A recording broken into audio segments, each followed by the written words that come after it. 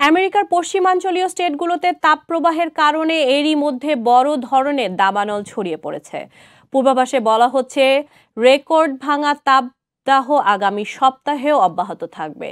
দেশের পশ্চিমাঞ্চলীয় স্টেটগুলোতে প্রায় 130 মিলিয়ন মানুষ কোনো না কোনো তাপ সতর্কতা বা পরামর্শের আওতায় ছিল।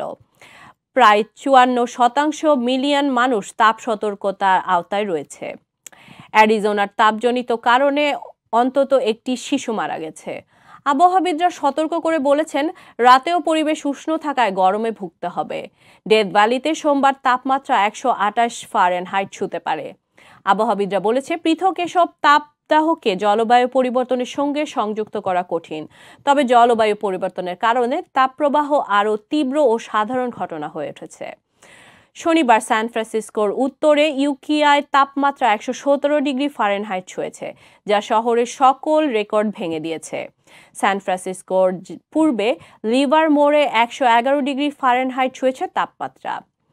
এতে 1905 সালে এক শতাব্দীর বেশি সময় আগের রেকর্ড 109 ফারেনহাইট তাপমাত্রার রেকর্ড ভেঙে গেছে। ন্যাশনাল ওয়েদার সার্ভিস জানিয়েছে, তারা শুক্রবার পর্যন্ত দক্ষিণ পশ্চিমাঞ্চলের বেশিরভাগ এলাকায় অতিরিক্ত তাপপ্রবাহের সতর্কতা বাড়াচ্ছে। লাস ভেগাসের ন্যাশনাল ওয়েদার সার্ভিস এক পূর্বাভাসে বলেছে, অঞ্চল জুড়ে একটি বিপজ্জনক ও ঐতিহাসিক তাপপ্রবাহ সবে শুরু হয়েছে। বুধবারের মধ্যে তাপমাত্রা সর্বোচ্চ হতে পারে বলে আশঙ্কা করা হচ্ছে।